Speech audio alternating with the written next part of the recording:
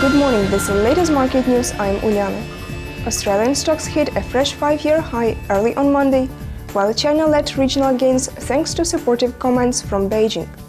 The Shanghai Composite was up 1.1%, leading Asian markets higher, as sentiment was buoyed by hope of fresh measures from the government. More broadly across the region, markets continued to be buoyed by the positive news that pushed markets at the end of last week.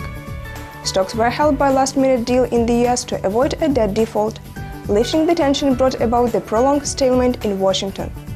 At the end of the week, Chinese growth data supported the idea of stabilization in the region's largest economy.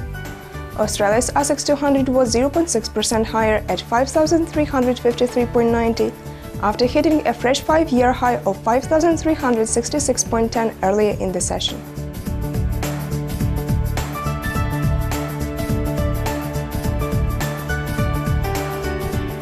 The yen weakened early in the session after Japan posted a 932.1 billion yen trade deficit in September, the 15th consecutive month of deficit.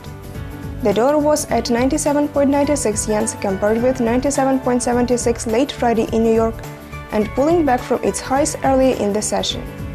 The Australian dollar rally continued through Friday, maintaining 4-month highs to end the trading week. Further speculation of delays to the US Federal Reserve's tapering program, coupled with stronger Chinese growth figures, helped the Aussie to highs of 0.9677.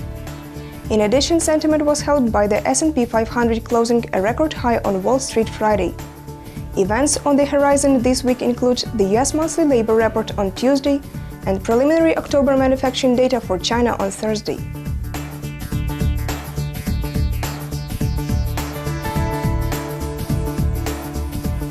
Monday is a slow day for economic releases, although today's update on new industrial orders for Italy will provide fresh perspective for assessing the prospects for recovery in the Eurozone ex-Germany. Later we'll see new numbers on existing home sales for the US.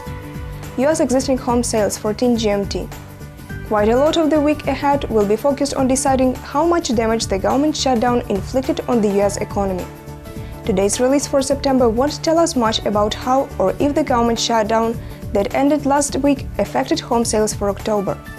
The consensus forecast anticipates that the last month's existing sales will retreat a bit to 5.30 million from the previously reported 5.48 million.